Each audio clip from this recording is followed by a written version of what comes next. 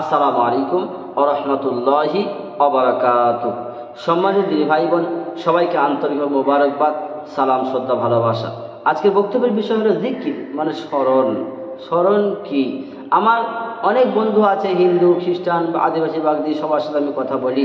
আমার কাছে সবাই সমান। অনেক মাওলানা, হাফেজ, কারি অনেক মানুষ থাকে, কেমন যাদের পয়সা আছে তাদেরকে ধরে থাকে, আর যাদের নেই তাদের কোনো পরোয়াই করে না। আমার কাছে সবাই সমান। হ্যাঁ, এজন্য আমার হিন্দু ভাইদের কাছে আমি একদিন বসেছিলাম। বসে থাকার পরে তাদেরকে আমি প্রশ্ন করি, আমাকেও বলে, আমিও বলি। আমাদের ধর্ম সম্বন্ধে কোনো কিছু বলি না, আঘাত করি না, আমার সব কথা বলি না। একটা বন্ধুর সাথে একটা কথাবার্তা হয়, হাসি আর কি মজা হয়। তা বলতে বলতে বলছে, আমি বলছি আপনাদের কিন্তু খুব ভালো লাগে কি? আপনি সকালবেলা ওঠেন, সকালবেলা ওঠার পরে কাপড়টা ছেড়ে দিয়ে গামছাটা পরেন, পরিষ্কার পরিচ্ছন্ন হয়ে দুটো ফুল তুলতে যান। যখন পাখিরা ঘুম থেকে ওঠে, যখন সূর্য উঠে যায়, তখনই তারা উঠে এমনভাবে মন্দিরে পূজা করতে যায়। আচ্ছা, তাহলে মন্দিরে পূজা করতে গিয়ে সকালবেলা গেলে একবার হয়ে যাবে? বলছে হ্যাঁ, সকালবেলা প্রভু স্মরণ করলাম, যিনি আমাকে বড় করেছে, যিনি আমাকে সম্পদ দিয়েছে, যিনি আমাকে এত বড় মালিক করেছে, তাকে সম্মান করতে হবে না? আমি তখন বললাম, আমার আল্লাহ তাবারক তাআলা আমাকে বলেছেন, বান্দা, 4 সূরা আল ইমরানের 191 নম্বর আয়াত, ডান দিকের পৃষ্ঠা 8 নম্বর লাইনে লেখা আছে, আল্লাযীনা ইয়াযকুরুনাল্লাহা কিয়ামান ওয়া কুউদান ওয়া আলা জুনুবিহিম ওয়া ইয়াতাফাক্কারুনা ফি খালকিস সামাওয়াতি ওয়াল আরদ। ও বান্দা, তুমি আমার কতটা স্মরণ করলে খুশি হব? তুমি কি সকালে একবার স্মরণ করলে খুশি হব, নাকি বিকেলে একবার স্মরণ করলে খুশি হব, নাকি শোয়ার সময় একবার স্মরণ করবে?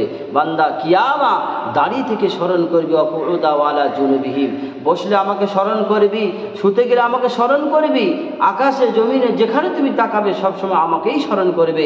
24 ঘন্টার জিন্দেগিতে আমি আল্লাহ শুধু থাকবো দিলে, আর কেউ থাকবে না।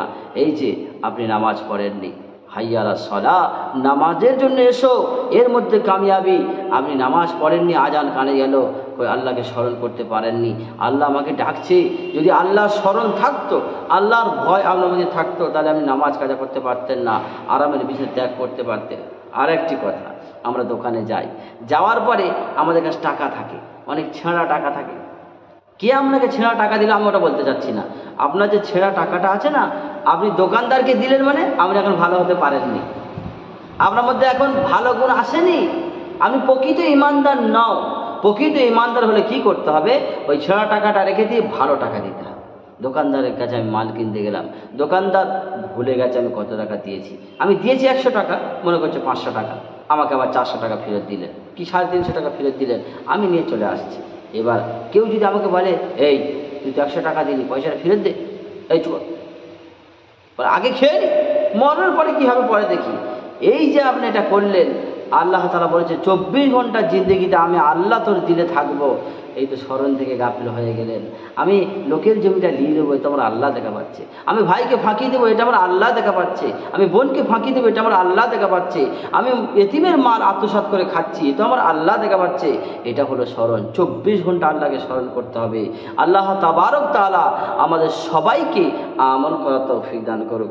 আল্লাহুম্মা আমিন।